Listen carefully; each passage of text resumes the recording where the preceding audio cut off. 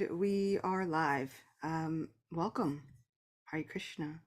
This is See Through. It is a podcast with me, Achyuta Gopi, where we come together and we try to make our way through spiritual topics and spiritual subject matters, as Srila Prabhupada so often says, and we try to gain some transparency, both with the scriptures itself, so that we can gain some knowledge of what they're speaking about, and then some transparency within ourselves so that we can kind of understand, are we imbibing what we've heard? Are we really understanding what we've read? Are we taking it into the heart? Bhaktivinoda Thakur and Sachinandan Maharaj have both said that this chanting and hearing has to go heart deep, not just lip deep, not just on the surface of the mind, but we've got to try and dig deeper and allow our hearts to really get involved in order for this Krishna consciousness to penetrate as deeply as possible. So that is the premise of See-Through. We come together, try and become really transparent, really just an open, ready vessel for all of Krishna's mercy. And it starts our week off really, really well. So thank you for being here. If you are a regular, thank you. Welcome back. If this is your first time here, then welcome. Welcome, welcome. Thank you for being here. It is wonderful to journey with all of you. If you'd like to become part of the Zoom room, because we do have a live Zoom room, you can join Patreon. And Patreon is a really easy and simple way to be able to start this membership. I'm also trying to currently figure out different ways to extend the Zoom membership and all of those things for people in different countries and different areas where maybe Patreon isn't working. But for now, we have Patreon, and hopefully maybe next week we'll have some other options for those of you who would like to support. If you would ever like to support, you can do so through PayPal. I'm putting the link for that in the description boxes for both places.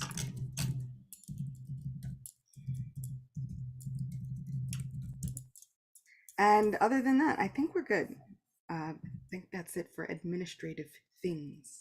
I'm seeing some of our regulars here on YouTube. We have Ashi. Thank you for being here, and thank you for always being so enthusiastic. It is always wonderful to see you in the chat and in the comments. Thank you, thank you, thank you. And to our regulars on Zoom, we have so many of you, but thank you. We've been going through the pastime of Kalia, Subdued. Last week, we had a very exciting tale. And Krishna encountered a big snake within a lake, within the river Jamuna. And ultimately, this snake was driven out of Vrindavan. The snake came with a problem. It was doing what snakes do, but the snake was releasing poison and all kinds of things, and it was turning the water completely poisonous and contaminated. That was a big problem for the Brijbasis and for Krishna. And because Krishna loves the Brijbasis and loves his devotees even more than he cares about himself, he kind of banished Kalia back from whence he came. So we'll be hearing a lot about where Kalia has come from. We'll hear a little bit about this pastime again from a different angle, because I really love doing that. Last week we came to Kaliagat within Vrindavan, this beautiful pastime place, or this Lila Stali. And we might hear these words quite a bit within our spiritual circles, especially if we start going on different pilgrimages, etc. We will hear these Lila Stan or Lila Stali. And these are the places where these pastimes have been performed. So once again, we will be journeying into Vrindavan Dham. Now, just for a moment, we can close our eyes and we can reconnect. We are no longer in whichever corner of the world that we're in. It is no longer simply day or evening or afternoon. It's a glorious early afternoon in Vrindavan. We can, I mean, not right now, but in the course of this pastime, it's a glorious kind of early afternoon in Vrindavan. And our weather is perfect. Perfect because any of the 6 seasons manifest within Vrindavan at any time, whether it is that season or maybe not that season. Anytime, any season will manifest according to Krishna's desire. It is filled with trees that are desire trees, wish fulfilling trees. And so when we go to Vrindavan, when we are in Vrindavan right now, we can touch one of those trees and make a wish. Oh Krishna, please reside in my heart. Arrive within the temple of my mind and my heart. And also, if we have any material desires, sure. I mean, talk to Krishna about them all. Sachinandan Maharaj was once speaking with me, and he was stressing the point that when we pray, we have to be real, isn't it? Sometimes he was saying, the desire for bhakti is always there. Yes, we can always begin with this. Oh my Lord, give us devotion to you. But then we can also understand that we're not pure devotees. And sometimes things need help, upkeep. We ourselves need help and upkeep. Sometimes our minds need help. Sometimes our bodies need help. Sometimes our emotions need help. Sometimes those around us need help. Sometimes our homes need help. So it is not necessarily a bad thing to pray to Krishna to help us, because in helping us, that will help further our seva. Then we have to leave it up to Krishna to see how he helps us. I was speaking on Friday on Ekadashi, and a point that I brought up was that we cannot micromanage Krishna. And we can try, but we will be quickly frustrated if we do try. So this trying to micromanage Krishna is a very tricky business. He handles the maintenance of the entire material creation. He will not be micromanaged when it comes to our blessings. So we pray, and then we have to release it and leave it into Krishna's hands to see how he answers those prayers. Sometimes we'll be surprised. Sometimes we will be incredibly surprised by the ways, many, many ways that Krishna answers a variety of our prayers. This is Vrindavan, a place where any and all dreams can come true. A place where any and all dreams absolutely do come true. A place that is forever and ever marked by the footprints of our dearmost friend. So without further ado, Om Ajnanatimirandasya Gyananjana Shalakaya Chakshurunmilitam Yena Tasmai Shri Guruve Namaha. Nama Om Vishnupadaya Krishna Prishtaya Bhutale Srimate Bhakti Vedanta Swaminiti Namine. Namaste Saraswati Deve Gauravani Pracharine Nirvishesha Shunyavadi Paschatya Deshatarine Vancha Kalpatarubhyascha Kripa Sindhubhyeva cha Patitanam Pavanebhyo Vaishnavebhyo Namo Namaha. Jai Shri Krishna Chaitanya Prabhu Nityananda Sri Advaita Gadadhara Shivasadi Gaura Bhakta Vrinda. Hare Krishna Krishna Krishna Hare Hare, Hare Rama Rama Rama Hare Hare. Shri Radha Govinda Dev ki jai, Shri Radhe Shyam ki jai, Shri Vrindavan Dham ki jai. Jai Jai Radhe, Jai Jai Shyam, Jai Jai Shri Vrindavan Dham. Jai Jai Radhe, Jai Jai Shyam, Jai Jai Shri Vrindavan Dham. Jai Jai Radhe, Jai Jai Shyam, Jai Jai Shri Vrindavan Dham.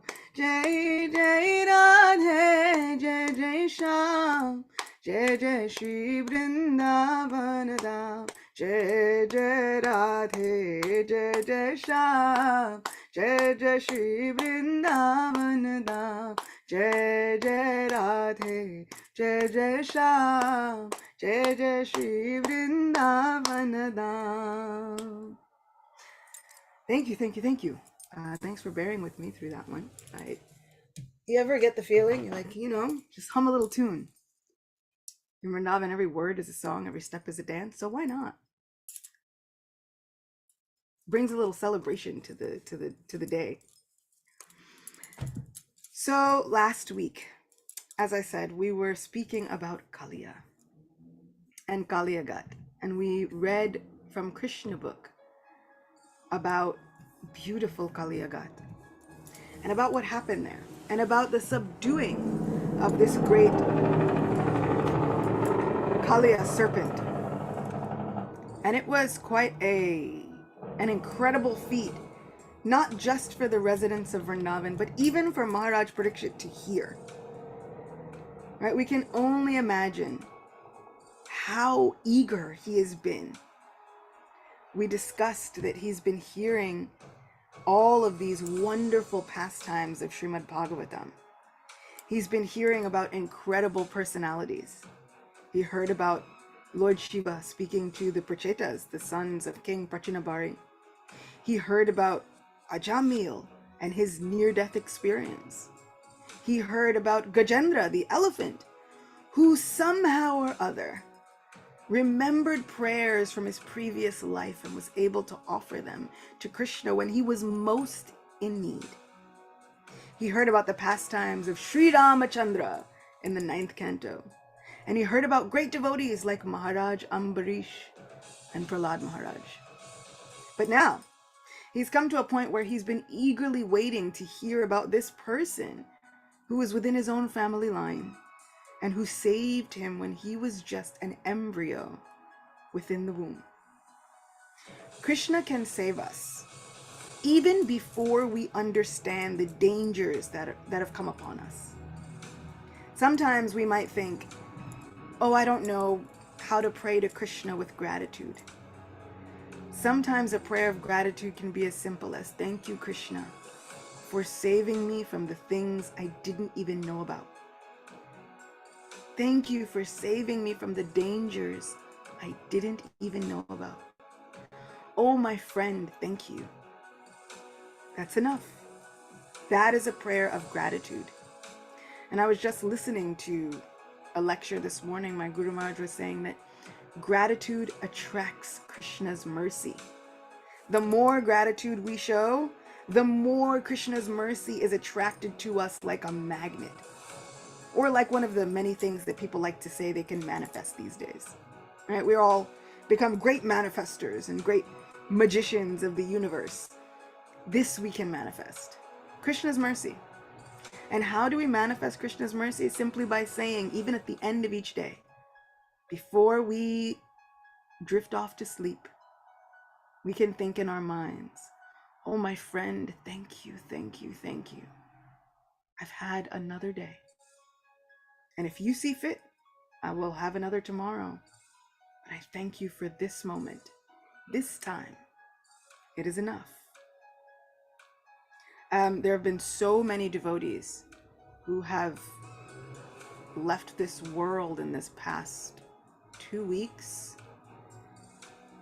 Sometimes, frankly, it feels completely overwhelming emotionally.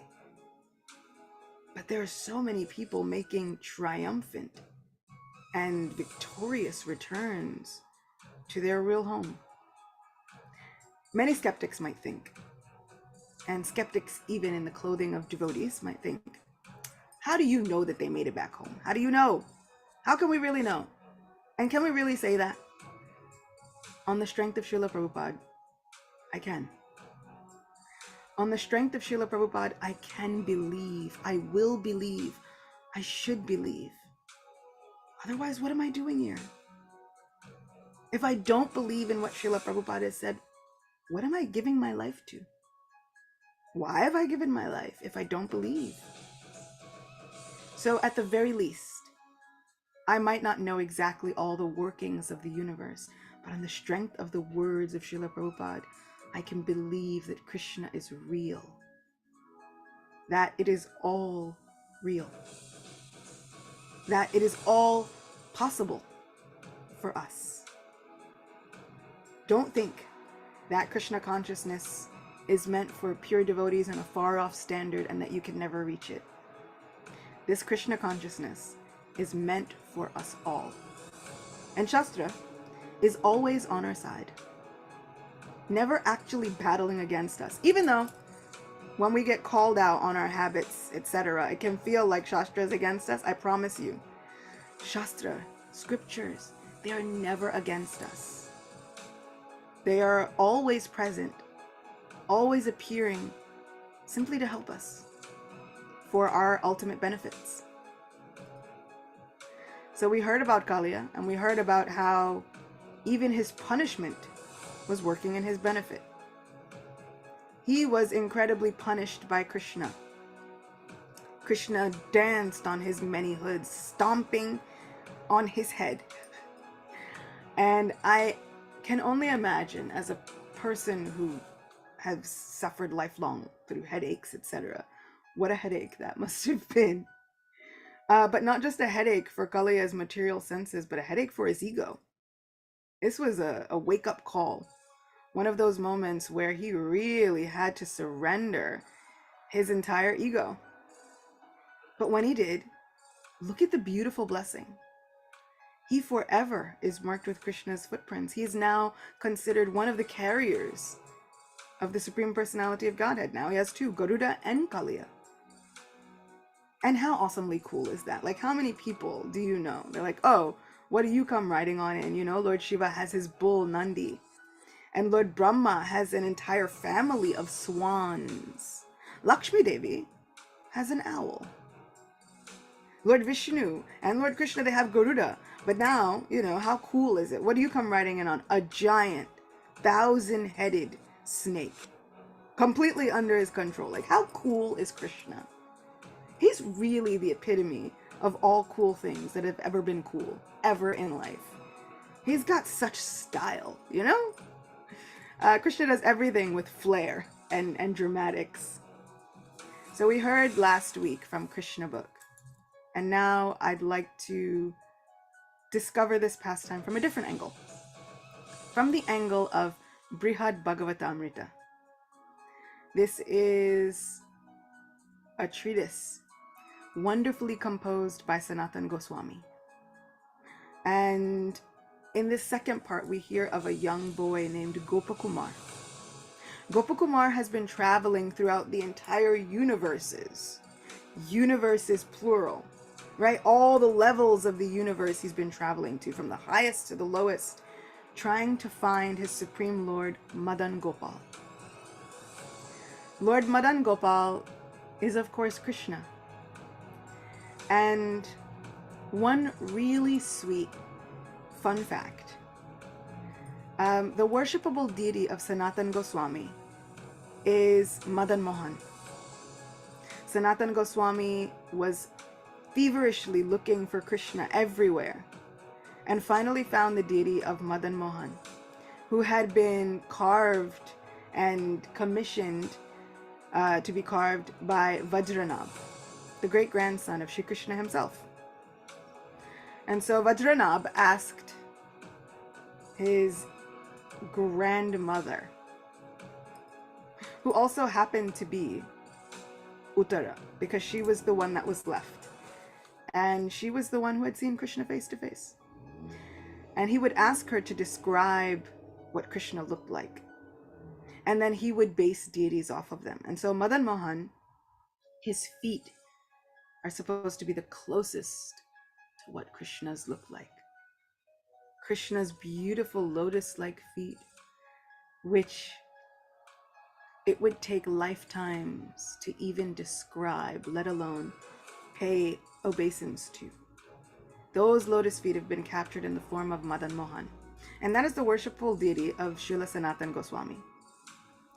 And also, here's the fun fact, right? Sanatan Goswami's deity, Madan Mohan, when he first was found, Sanatana Goswami lovingly called him for many years Madan Gopa. So when Gopakumar is searching for his worshipful lord, Madan Gopal, it's as if this entire book has been written to the wonderful personal deity of Sanatan Goswami. So written by Sanatan Goswami as almost like a dedication to his worshipful lord, Madan Gopal, who later comes to be known as Madan Mohan. I always thought that that was very, very, very, very sweet because I am so attached to Govinda. If anybody knows me and we have a conversation and at some point Govinda does not come up or come out of my mouth, are we really friends? Do we really know each other at all? But anybody who knows me knows that at some point during a conversation, the name Govinda should come up. Even if it's an exclamation. Govinda, Govinda. It should happen. So I felt really enlivened to think about that and have that as a realization that Sanatana Goswami was equally as obsessed and in love with the Lord of his heart, Sri Madan Gopal, Sri Madan Mohan. So I urge you all, if you have a particular deity of Krishna or a name of Krishna or a name of God that is so dear to your heart, call it out. Call it out. Call it out. Let it happen. That is the best fortune for us all. So now I wanted to read about the story of Kailya that comes alive within the pages of Brihad Bhagavatamrita. Gopakumar reaches the spiritual world of Goloka Vrindavan, and he is welcomed by Krishna himself. And then during the course of his stay, he winds up seeing and experiencing very many pastimes. These pastimes, we can think, there are so many versions with many different details. Why? Why are there so many different details? Shouldn't there be one standard? You know, what are we to think? The good thing is, first we should understand that Srila Prabhupada says, all of our acharyas say, these pastimes are eternal. Eternal does not mean they just happen once. They are happening continuously. The thing about Vedic timelines is that they do not happen linear. They run on a loop. Srila Prabhupada has often said that there can be no real timeline when it comes to Vedic knowledge. But we put timelines on it to help our brains deal with all of this extra information, right? We've got all of this wonderful information of the universe from the Vedas, and our minds cannot comprehend it at all. So we put timelines. But really, there can't really be any timelines because somehow Krishna arrives and time can suspend. Or time can contract. Sometimes when Krishna is away, it seems like 12 years or more. But then when Krishna is back with all of his family members, it seems like the night passes like that. And the night can feel like it passes with 8 hours. But in it, Krishna can place an entire day of Lord Brahma, which is many millions of years. This is Krishna. So when he says time I am, he really, really means it. Our Krishna is time. How can he be constricted by time? He cannot be. So Gopakumar, he experiences one of these pastimes. These pastimes are happening somewhere at all times. So somewhere in some universe, today is the day that Krishna will go to the banks of the Jamuna and dive in to subdue this Kailya. And so because these pastimes happen every moment, every day, over and over and over and over again, and because Krishna is ever fresh and ever new, sometimes the details are a little different. And I love that, because that means that there's always something to discover in Krishna consciousness. We can read the same stories over and over and over again, and somehow they can be made new. we'll find something that we had never read before, find something that we had never heard before. So this is how we can reconcile the idea of many different details within each pastime. Even within the story of Ram, we see there are so many different details. Sometimes there's Lakshman Rekha, sometimes not. And many people say, well, which one is correct? There must only be one correct answer.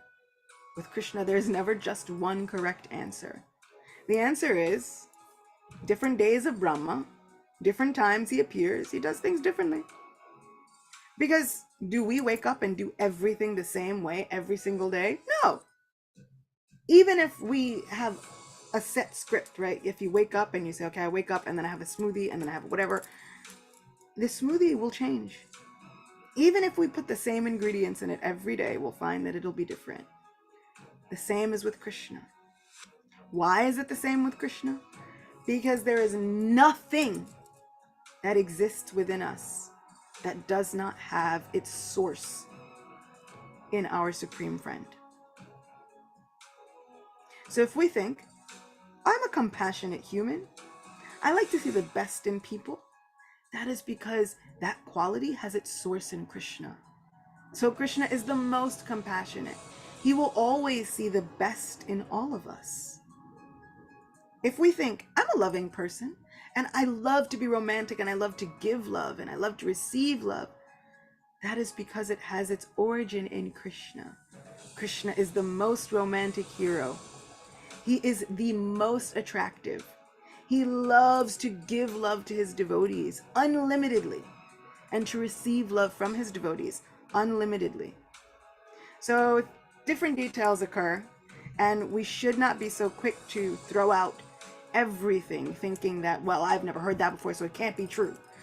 Sometimes it just needs a little deeper research, just a little deeper research, and then we can figure out whether these are details or not.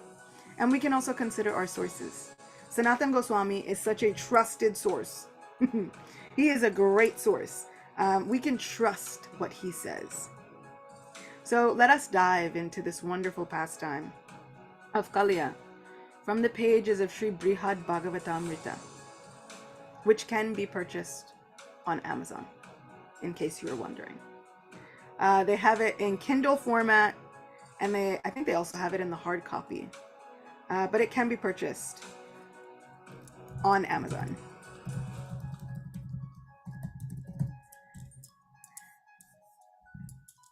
So this is volume 3 of Sri Brihad Bhagavatamrita. One day, while playing on the shore of the Jamuna, Lord Krishna, Nandanandan, heard that Kalia had come back to his lake. Sanatana Goswami also lovingly puts in commentaries. Commentary. The lake in which Kalia once stayed continued to be known as Kalia Hrad, Kalia's lake, even after his expulsion from Braj. Krishna rushed there alone, swiftly climbing a nipa tree, and dived into the lake, splashing water onto the shore. Krishna thought it wise not to bring his companions with him to Kalia's lake, which had become poisoned again. He was also concerned that they might try to stop him from jumping into the lake. The vigorous way Krishna dived is described in Srimad Bhagavatam and in Krishna book, and we heard that last week. When the Supreme Personality of Godhead landed in the serpent's lake, the snakes there became extremely agitated and began breathing heavily, further polluting it with volumes of poison. The force of the Lord's entrance into the lake made it overflow on all sides, and poisonous, fearsome waves flooded the surrounding lands up to a distance of 100 bow lengths. This is not at all amazing, however, for the Supreme Lord possesses infinite strength. Krishna frolicked in the water, enjoying the sport of swimming back and forth, and making all sorts of loud noises. But then he drew near the cruel Kalia, and out of curiosity, allowed himself to be enveloped in the serpent's coils. When Krishna played in the water, the noise he created was not ordinary. It sounded like very pleasing music. That is Krishna. Everything he does sounds like music. If he plays in a river, then that sounds like music. And have you ever sat and listened to water and thought it almost sounded like chimes or like tinkling glass. Like, it's a very pleasing sound. And then you hear all this splashing and you hear different things, and it can almost sound rhythmic. This is Krishna. His splashing wasn't even ordinary splashing. And it is cute, out of curiosity, like what's happening with this snake over here? And he allows himself to be caught up. He who cannot be bound by the entire universe, he who is only bound by Mother Yashoda's love, he decides to be caught up in the coils of Kalia. How incredible is this Kalia? He must have done something amazing. We'll find out later. When Krishna's companions, the Cowherd Boys, saw that for no good reason he was gone, they all became as if struck down by death. In great anxiety to find him, they followed his footprints to the lake. At first, the Cowherd Boys had no idea where Krishna might have gone, and they didn't know what to do. But soon they noticed footprints leading out of the village. Those footprints could not have been those of anyone but Krishna, because they had special marks, such as a flag and an elephant goad. These many young friends were the same boys who, losing sight of Krishna on the forest paths for but a moment, would lose their will to live, and now when they saw him motionless, they all fainted. Can you imagine if that was us? If we went for one day without chanting to Krishna, hearing about Krishna, even reading one little verse about Krishna, we would lose our will to live. That is an aspiration.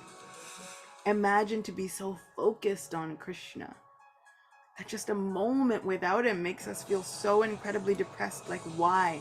Why would I be going through this life without you, Krishna? We can get there. A little bit every day. Just a little. It's enough to eventually make us completely obsessed with our dearmost friend. And that's what he likes. He kind of demands total obsession. That's the surrender part. I really think he should start renaming it when he says, just surrender unto me. Really, what he's demanding is complete obsession. And I want to get there. I want to get to the point where I'm completely obsessed with Krishna. Mirabai has sung songs about it. Tukaram has sung songs about it. All of our great acharyas sing songs about this spiritual obsession that we should have with the Supreme Person. And why? I mean, why not? First of all, he's a hero, and he's charming, and he's so attractive, but he's our friend. He's our all in all. And Krishna is so reciprocal that the more obsessed we become with him, the more obsessed he is with us. I'm going to say that again. The more obsessed we become with Krishna, the more Krishna is obsessed with us. Krishna has always been completely, absolutely, irrevocably in love with us. But sometimes he feels as though he can't show it because we don't desire for him to show it. We desire to do things on our own. We desire to handle life on our own, and so we don't allow Krishna to show how obsessed he is with us. Now, I want to move out of the way. My dear Govinda, today I move out of your way. Let us become obsessed with one another. Krishna has always been in love with us. Now, I no longer say, oh Krishna, keep your love at an arm's distance. Let's come closer. Let's allow Krishna to really show us how much he loves us. Sometimes that doesn't always look so fun on the outside. But on the inside, it is the most incredible experience. It is a wondrous adventure if we allow ourselves to go on such an adventure. The footprints led the boys to the lake, but there they saw Krishna immobilized, enwrapped in this serpent's coils. When Krishna and the boys had been on excursions in the forest, and Krishna had passed for even a moment behind a tree, and the boys couldn't see him, the boys would lose all enthusiasm for living. And now to see Kalia about to kill Krishna filled them with dread. Can we imagine? We see our dearmost friend, a friend that when we have to go to bed at night, we are lamenting because we have to spend however long sleeping away from our friend, right? We start cursing our sleep. The gopis would curse their eyelids and Brahma, the creator. They would say, what kind of creator are you? You put these eyes with these faulty eyelids that blink and obstruct my vision of Krishna. They blink, and then for that moment I can't see Krishna, and I almost lose my very life. These are the inhabitants of Vrindavan. They can't even tolerate blinking their eyes. How could they tolerate seeing Krishna almost lifeless in Kaliya's coils? Seemingly lifeless in Kaliya's coils. Because we did go through this. He's being very dramatic at this point. Very, very dramatic. All the village animals, the cows, the bulls, the calves, and also the animals of the forest stood on the shore, eyes fixed on Krishna's face, and their cries made a great roar of suffering. Birds, exhausted from loudly crying, flew precipitously into the lake. Trees and plants suddenly dried up, and many terrible, inauspicious omens appeared. All creatures, including the birds and plants, agonized over Krishna's predicament. They were all on the verge of death. The earth trembled amidst other portentous omens.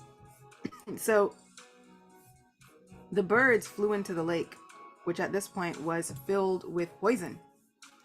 And how incredible is that? Like, they're thinking, let me give up my life. Let me give it up right now, because Krishna, I don't know what's going to happen. They're in such anxiety over Krishna that they're diving into this lake, which is poisonous. Even flying over it would kill birds. Now they're diving into it, willingly saying, you know what, Lord, that's it. I can't anymore.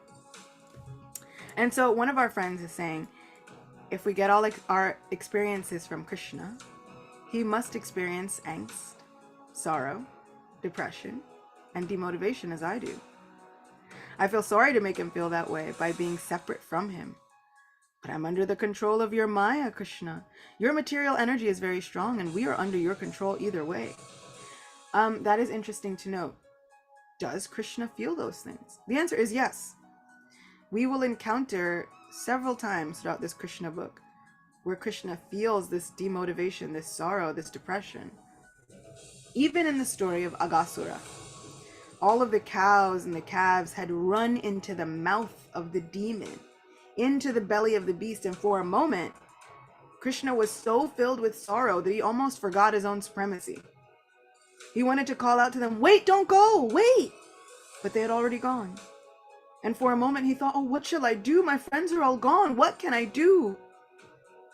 And then he remembers again. Oh, wait. He remembers who he is. And then he goes and he saves them. But this is Krishna.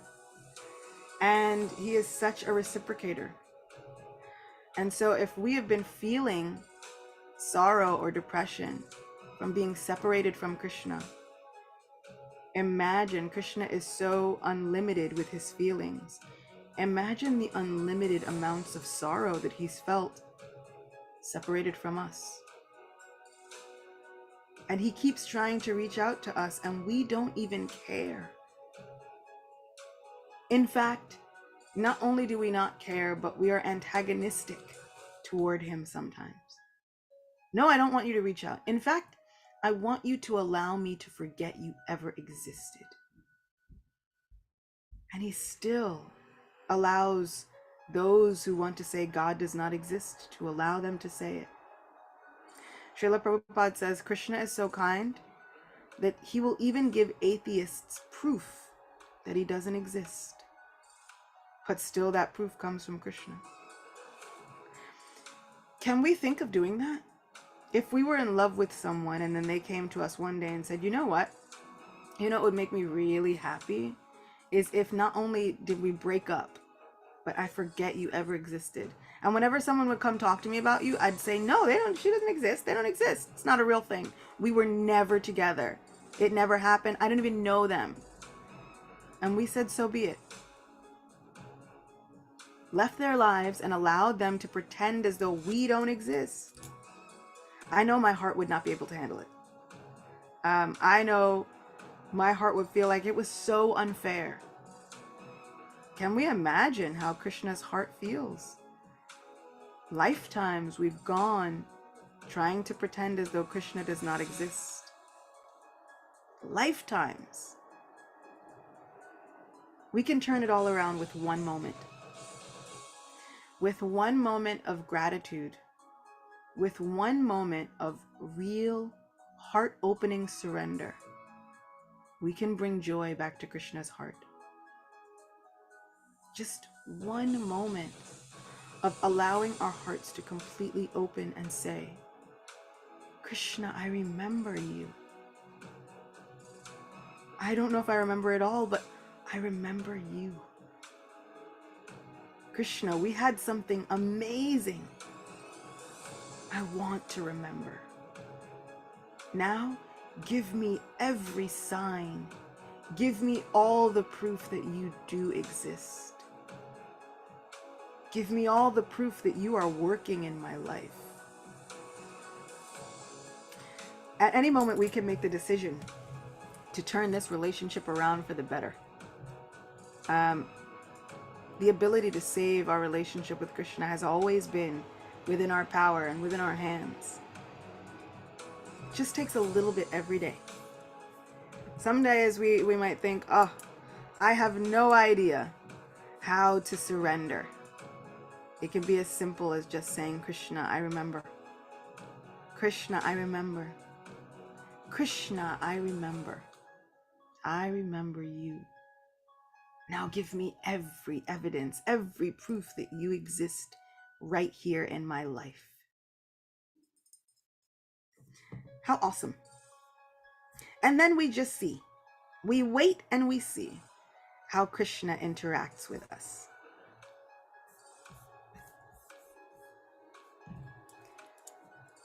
In Vrindavan area, there then arose all three types of fearful omens, those on the earth, those in the sky, and those in the bodies of living creatures, which announced imminent danger. Inspired by Lord Krishna from within, one old man went running to the Cowherd Village. He wept and made dreadful cries of, alas, alas, and told the cowherds what was happening. Commentary. Sri Nanda and the other cowherds, having seen the bad omens and received no news about Krishna, were about to die from anxiety. To relieve their suffering, Krishna telepathically inspired an old cowherd to go tell them of the situation. Had Krishna not ordered him in that way, the old man would not have had the strength to run back to Braj.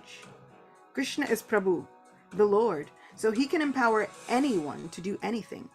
He made an old person his messenger, because an elder's words are less likely to interfere with anyone's intimate rasa, and more likely to be trusted. Remember, we were saying, trust the source, consider the source. Actually, the desperation the Brajbasis felt over seeing evil omens and having no news about Krishna was designed to increase their special love for him. Surely they would come quickly to Kaliya's lake when they learned he was there. So here we have a new detail. Some days he inspires telepathically an old man to go back and have the strength to run back and tell all of his parents and elders the situation of what's happened. So I kind of like it. Like I said, different days of Brahma, different times. These pastimes take slightly different forms, and I love it. But there's something to be said about the way that Krishna can telepathically inspire every single one of us. He is within the heart. He is outside as well. He can inspire us. He can give us the strength when we feel that we don't have it anymore. Sometimes we can remember this old man and say, oh Krishna, I don't think I have the strength to go on. I don't think I have the strength to deliver your message. Help me. Inspire me from within if this is your desire.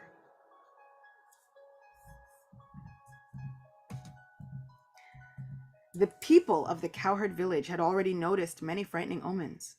Krishna was the source of Braj's good fortune, and the cowherds, frantic with concern for him, had already started out to seek him.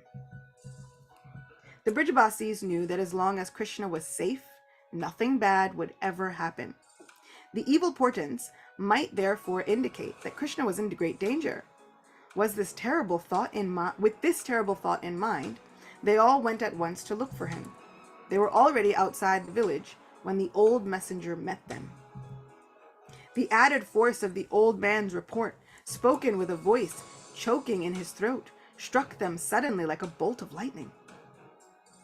The shock of hearing that Kalia had returned and was again holding Krishna in his coils was unbearable.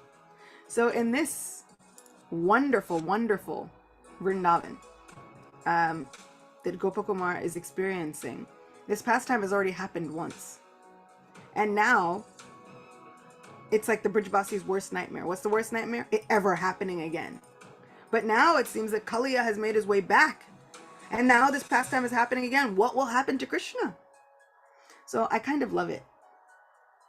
Where in Vrindavan Dham, every day, there is some new adventure. Every day, something's happening. And Krishna makes it so that all of the Brijbasis, including himself, through his Yogamaya potency, they all forget. They forget about exactly how it happened the last time. There's a faint memory that, it was like a nightmare. You know, you wake up from the nightmare and you hope to forget it. It's like there's a faint memory of some pastime of this Kalia, and I just remember feeling so much anxiety. But now Kalia is back. It wasn't just a nightmare. It must have happened, and now Kalia is here again. And this is helping us to intensify our love for Krishna. How? Because now we feel something for Krishna. This should be the goal of our lives, to feel something for Krishna. Even if it is anxiety or fear, we can feel something. Because that's what we reserve for the people who are close to us. We feel something for them. You know, sometimes we can hear a news report, and we can even sympathize with the victims of a crime on a news report. At the very least, we can think of these Vedic literatures as spiritual news reports. And then we can feel something for Krishna. So a spiritual news report today. It was a nice forecast within Vrindavan Dham, but oh no. The Kalia snake has returned, and it seems as though Krishna is caught in his coils. We can sympathize with the Brijbasis and with Krishna. What will occur? Balaram, who was sitting in his house, tried to console the people of Braj, who were running forward like living corpses. "This can't be true," he cried out. "This can't be true." I love that. Balaram is thinking, like, this is all lies. How could Krishna be caught up in Kalia again? Lies, I tell you. Balaram somehow told his mother Rohini of the news, got her to stay back to watch the house, and ran to catch up with those who had left. Knowing the power of his younger brother Krishna, Balaram couldn't believe that Kalia had defeated him. Balaram came out of the house and ran into the street, spontaneously shouting, "This can't be true!" Seeing the Brijbasis hurrying on their way to join the search for Krishna, Balaram tried to calm them. And he had to speak to his mother before he left, so he was one of the last to arrive on the scene. He soon reached the lake. Seeing his younger brother in such a state, he couldn't keep his gravity and wept in the distress of love. Now before in Krishna book, Balaram was fully aware, and he just smiles. Here, our sweet, sweet Balaram,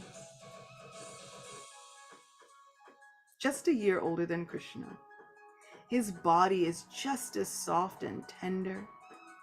He is the personification of all of Krishna's beauty. Can we imagine sweet Balaram crying in the distress of love, with his sweet hands rubbing tears away from his eyes, thinking, this can't be true? This can't be happening to my younger brother. Oh. There's one thing when Krishna is in distress, but there's another thing when Balaram is in distress. It kind of just, my whole heart If there was any part that was still stone-like, it is completely melted in this moment. It's been completely thawed out. My New York City wintry heart has now been thawed out of its ice-cold condition from the beautiful tears that Lord Balaram sheds in the distress of love, thinking about his younger brother. Oh, how adorable are they? As he lamented in ways that would shatter logs and stones, suddenly he fainted, just like Yashoda and Nanda. In the bewildering commotion, Yashoda and Nanda had already fainted and fallen to the ground. Then all living beings there made a great and fearful cry, full of agony, that made the whole universe cry in pain. Awakened by that tumult, Balaram, the most determined of heroes, with great effort steadied himself. A moment later, Krishna's parents again became conscious. Seeing their son in such a plight, they cried loudly and rushed to enter the lake, but powerful Sri Balaram held them back with the strength of his arms. It had taken all of Lord Balaram's mental strength to convince his mother to stay home, and now it took all of his physical strength to restrain Nanda and Yashoda. He is the strength of the strong. How incredible is this? Seeing everyone unconscious on the ground as if dead, Balaram was overcome with sorrow. In a voice choked with emotion, he called out to Krishna. So we can wonder. Sometimes we might feel overwhelmed and we might feel like we're in a sorrowful condition. And we might think, does anyone care about us? Balaram cares. And he is Adi Guru. Our gurus care. So if we find that we are overcome with sorrow, maybe take some time and write a letter to Sri Balaram. O Balaram, O Master of Krishna, O great hero of Vrindavan, O decoration of Braj, please help me. I feel like I'm in a sorrowful condition and I feel as though no one cares, but I know that you care about all of Krishna's devotees. I know that you care about me. And so Balaram will feel your distress. Balaram will feel your sorrow. The Nectar of Devotion, the Bhakti Rasamrita Sindhu by Srila Rupa Goswami, makes a very, very powerful point, which is that if we have even an inkling for the desire of devotional service, it is because Sri Balaram has manifested his mercy within our hearts. If we have even an inkling of a desire for devotional service, that is because Sri Balaram has manifested his mercy within our hearts. Just the desire for devotional service is the presence of Sri Balaram in our lives and in our hearts. How incredible is Lord Balaram? I love him so much. He's so awesome. So Balaram, overcome with sorrow, called out to Krishna. Sri Baladev said, "These are not the attendants who live with you in Vaikuntha. They are not the forest monkeys. They are not the Yadavas. These are your devotees of Goloka who have no life other than you. They are dying, my lord, and there is nothing I can do to save them." Here Balaram reminds Krishna that the Goloka devotees are different from Krishna's other eternal associates. His Vaikuntha Parshads, his monkey soldiers of Ayodhya like Hanuman, and the Yadus of Dwarka like Uddhava. More than all these other devotees, the Goloka Vasis are exclusively dependent on Krishna. The Lord's devotees in Vaikuntha, Ayodhya, and Dwarka, being always aware of Krishna's omnipotence, managed to tolerate separation from him. And so they could have responded favorably to Balaram's consoling words. But the hearts of these Golokavasis, under the intolerable weight of their prema or their love, have lost all equilibrium. Wow, that is sweet. It's such an interesting take on different devotees in different places that have different services. How sweet is this Brihad Bhagavatamrita? The Goloka Vasis cannot accurately estimate Krishna's power, so they are convinced that Kalia is about to finish him. If Krishna himself does not act soon to relieve them, surely they will die. Balaram continues, O merciful Krishna, please give up this game before these devotees die. Otherwise, O Krishna, sole friend of the cowherds, your gentle heart will come to grief. Krishna is the reservoir of all rasas, and so he feels pathos, karuna rasa. So there was, we were talking about it. Does Krishna feel that reciprocal? He does. Even as confirmed by Srila Sanatana Goswami. He feels compassionately. But although he enjoys the sport of pretending to be lifeless, his devotees are driven to desperation by it. If he doesn't stop this sport, he will be the last one to lament when all his devotees have died. Lord Balaram is playing on Krishna's emotions because he knows that Krishna cannot tolerate seeing his devotees suffer. Krishna cannot tolerate seeing his devotees suffer. This is one of my favorite qualities about Krishna. He cannot tolerate it. And so there are some times when I feel as though I am deep in suffering and I'm wondering, Krishna, where are you? What are you doing? I know he must be doing something because he cannot tolerate seeing his devotees suffer. But also I do put in a prayer to Balaram. Can you remind him that I am not like the devotees of Vaikuntha or Ayodhya or even the Yadus who even have very long lifespans. I am one insignificant jiva with a very, very small lifespan and a very, very tenuous and small will to live. Please, O Balaram, remind your Krishna that if he continues to play with me, I might lose my life. Tell him, please, to fix these issues soon. I have prayed this thing. Sometimes when I feel as though Krishna is not listening, I go to Balaram. I have to go to some authority. Someone has to be able to tell him something.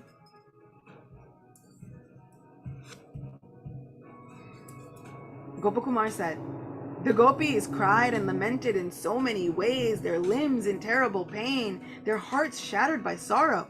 They fainted and fainted, and as if to go to the other side of their Lord, they tried to enter the lake. On the way to the lake, the gopis repeatedly fainted at the mere thought of Krishna's distress, and so they arrived last. Their hair was scattered, and their broken bangles and other ornaments scratched their arms. They tried to enter the lake as if to join Krishna, but their real purpose was to drown themselves. Someone might question, how could these gopis who are worshipped by the wisest scholars in creation be so ignorant of the Supreme Lord's power? The answer is that their minds were distracted by sorrow. It is unreasonable to think that the exalted gopis cannot suffer sorrow. In fact, they simply cannot bear to be apart from Krishna, even for a moment. This Brihad Bhagavatamrita is so sweet. Suddenly, the Lord stopped his self-invented sport and freed himself from the grip of Kaliya's coils. He climbed up on the serpent's thousands of upraised, outspread hoods and extended his lotus arms like ta-da! To save the gopis from despair, Krishna extracted himself from the clutches of Kaliya's embrace before the girls could reach the water. He jumped up onto Kaliya's uncountable hoods and spread his arms to lift the gopis up to be with him, even though the gopis were out of arm's reach. He is Prabhu and so can do anything he wants. He is never restricted by the laws of nature.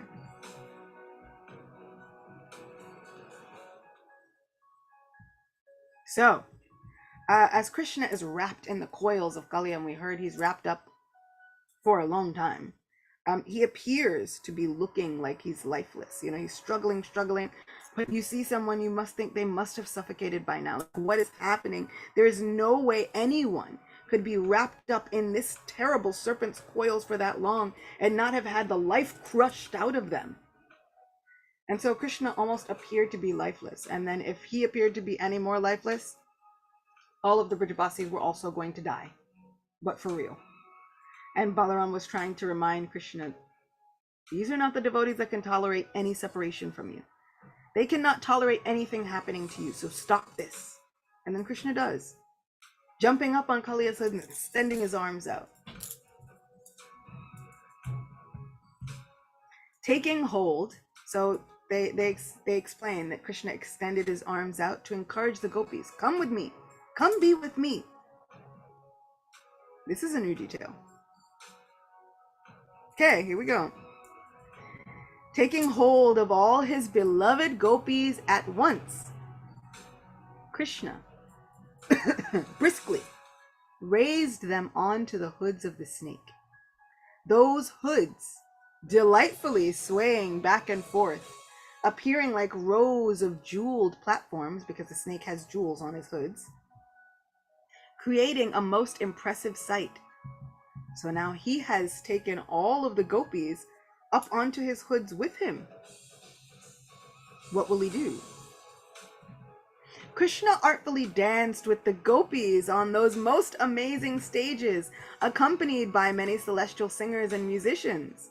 Thus Lord Krishna, the source of all amusement, enjoyed his rasa dance pastime on the head of Kalia. How incredible. This is new. Krishna has enjoyed a rasa dance on top of Kaliya's hoods.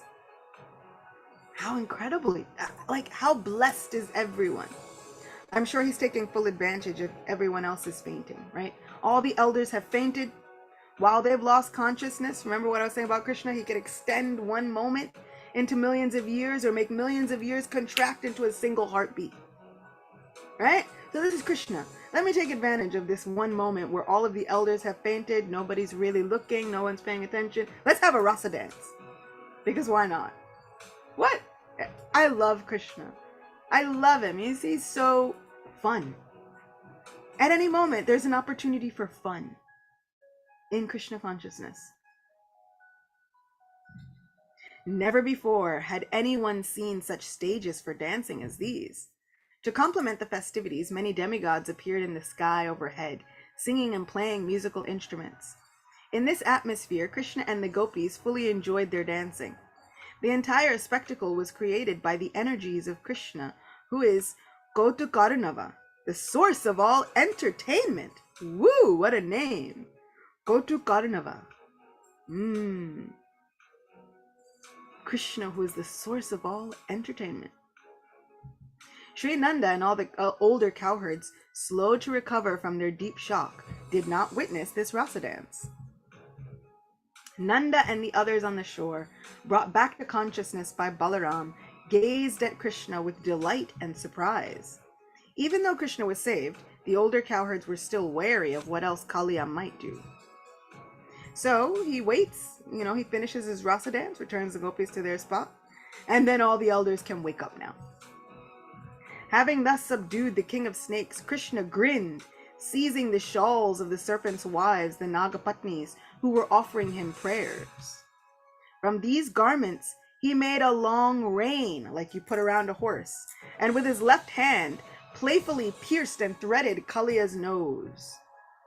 So he made reins like a horse, and then put it through Kaliya's nose, so that he can, whenever he needs to, he just pulls on the reins. Hiya, giddy up! Mounting the serpent like a horse, Krishna toughly drove him forward, all the while with his right hand, happily playing the flute. So he's using his left hand, and with his right hand he's playing his flute, because that is how awesome Krishna is. From time to time, Krishna forcefully urged Kalia on with the flute, as if it were a whip. Thus he showered great mercy on Kalia by making that serpent his carrier. Having to carry Krishna like a horse is hardly a degrading punishment. Only rare souls like Garuda can have the honor of being the Supreme Lord's carriers. As the Nagapatnis stated in their prayers to Krishna in the 10th canto, "What you have done here, Krishna, is actually mercy for us, since the punishment you gave to the wicked certainly drives away all their contamination. Indeed, because this conditioned soul, our husband, is so sinful that he has assumed the body of a serpent, your anger toward him is obviously to be understood as your mercy." The Nagapatnis offered Krishna clothing, fragrant paste, flower garlands, and priceless jeweled ornaments, and Krishna placed these on the serpent's hoods. Then, with the Padma Utpal and other lotus flowers those wives had brought to offer him from the Jamuna, and with the same ornaments he had already put on Kalia, Krishna decorated the gopis and himself. Commentary. When the Nagapatnis presented ornaments to Krishna, he did not immediately put them on his own body. First, he placed them on Kalia's hoods, and then while he and the gopis were all still standing on the hoods, he decorated the gopis and himself. How cute is he? Like, Krishna's never going to just decorate himself. He's like, oh, also my friends. So, while the king of serpents with his countless mouths recited prayers to Krishna, Krishna emerged from the lake, making all his friends and family dance with joy. With so many mouths, Kalia could nicely offer prayers. In this way, he was blessed by Krishna to become like Anantadev. Wow! What a blessing!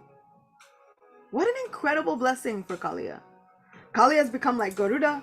Kalia has become like Anantadev. Kalia has gotten such amazing blessings through a seeming punishment. Sometimes we can look at our lives. Something might look like a punishment, but Krishna is delivering everything we had before and more. Krishna is blessing us with all of his mercy. Let us have faith in that mercy. Let us believe wholeheartedly in Krishna's mercy. Together with the troop of young cowherd girls, most amazing Krishna dismounted Kalia. The serpent was filled with happiness, for he had obtained great favors and benedictions difficult for even Garuda to achieve. Kalia had good reason to be satisfied, for his heads had been graced by the presence of Krishna and the gopis. And Krishna offered him other benedictions, including the boon that Kalia's hoods would always bear the auspicious marks of Krishna's feet. Krishna is the most amazing person because he shows such kindness even to wicked creatures like Kalia. Sometimes we can think, I feel a little wicked. I don't know if I'm always such a nice person. But that doesn't matter for Krishna. Krishna, once he has decided to give us his mercy, he will not allow anything to stand in the way of us and his mercy. Krishna was drenched by a flood of joyful tears from the eyes of Nanda and the others, who absorbed themselves in worshipping and embracing him again and again. Krishna then mercifully gave the king of serpents some instructions and exiled him from the lake. Krishna's command is recorded in Srimad Bhagavatam. O serpent, you may not remain here any longer. Go back to the ocean immediately, accompanied by your retinue of children, wives, other relatives, and friends. Let this river be enjoyed by the cows and humans.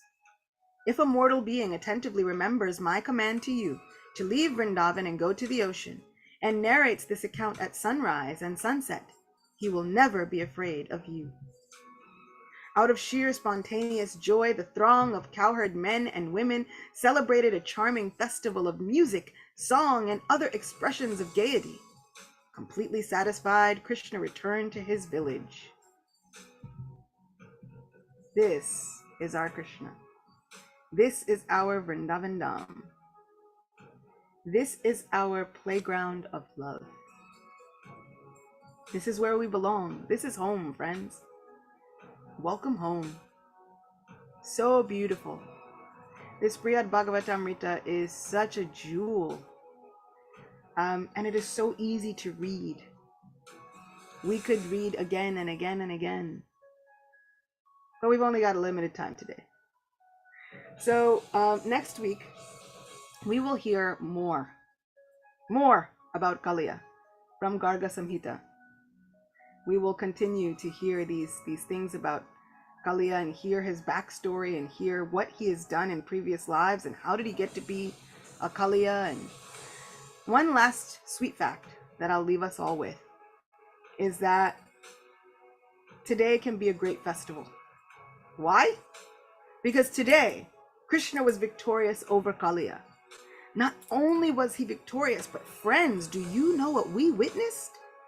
We witnessed a rasa dance, not at night, But in the middle of the daytime, we witnessed a rasa dance on a platform that had never before been seen, lit up with jewels from the heads of Kalia. We witnessed a rasa dance that even the elders did not get to witness because they had fainted, but we saw it. And the demigods were playing all of their beautiful instruments to accompany this beautiful rasa dance between Krishna and his beloved gopis. We witnessed the heroic feats of Sri Krishna. We witnessed the compassion of Balaram's heart. We witnessed the love of the Brijabasis. And we got to see how Krishna subdued Kalia, taking all of the cloths that the Nagapatnis offered him and making a rain out of it, and telling Kalia, whenever I need you, you should come to me and become my carrier. We witnessed blessings. We witnessed adventure. So when Krishna says, I am victory, I am adventure, and I am the strength of the strong, we can believe him because we saw it today. We all witnessed it today. So today can be a great festival wherever you are. It is a festival because Krishna subdued Kalia and was saved. Our lives were saved. And we witnessed blessings never before seen. We witnessed upliftment for our own hearts, that no matter how wicked we have been, if we have an honest desire to come before Krishna and say, okay, I'm done with that. Now I am yours. Sri Ram famously says, if anyone, even Ravana, comes to me and says just once with all their hearts, oh my Lord, I am yours, I must give them my shelter and my protection. Shri Ramachandra Bhagavan ki jai, Shri Krishna Chandra Bhagavan ki jai, Shri Vrindavan Dham ki jai. One fun fact is that Kalia must leave. So he has to go somewhere. He had been previously staying in the Ramanaka Islands, and he goes back there. These Ramanak Islands are today known as Fiji.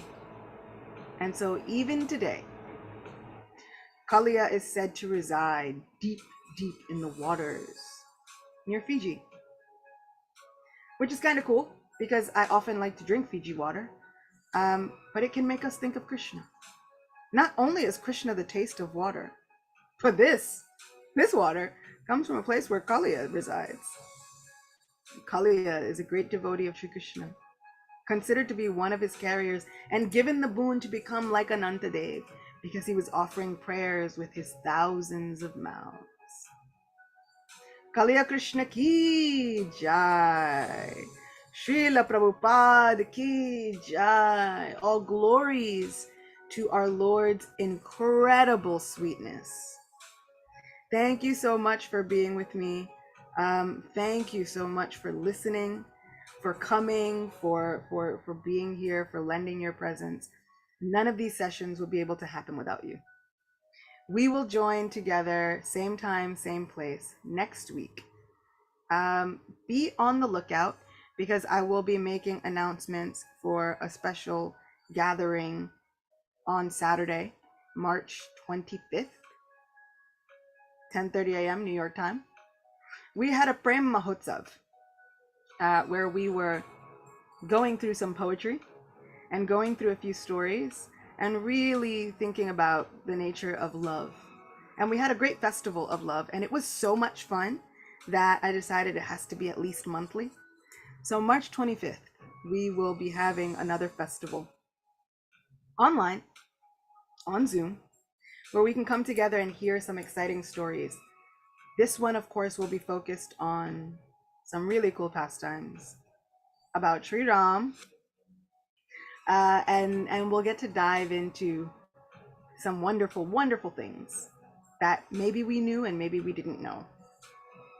So keep your eyes peeled. I'll be sending out all of that information hopefully later today across all platforms. So I'll send it out as a post on YouTube and a post on Instagram and a post on Facebook and a post in Patreon, and as many places I can put the post, I'll put it. And it'll also be on my website, so look out for that later today. That's it. Thank you for being here. Thank you for making this day as special as you've made it. You all are rock stars. All glory is to our most beloved and most senior rock star, Giriraj Maharaj Ki Jai. All glory is to Govardhan Hill. We'll be back hearing about more exciting pastimes. It's going to be great. And until then, I am wishing you that every day is a festival of sweetness, and that every day you gain more proof that Krishna is working in your lives. I'll see you all soon. Hare Krishna. Jai Shri Radhe Govinda.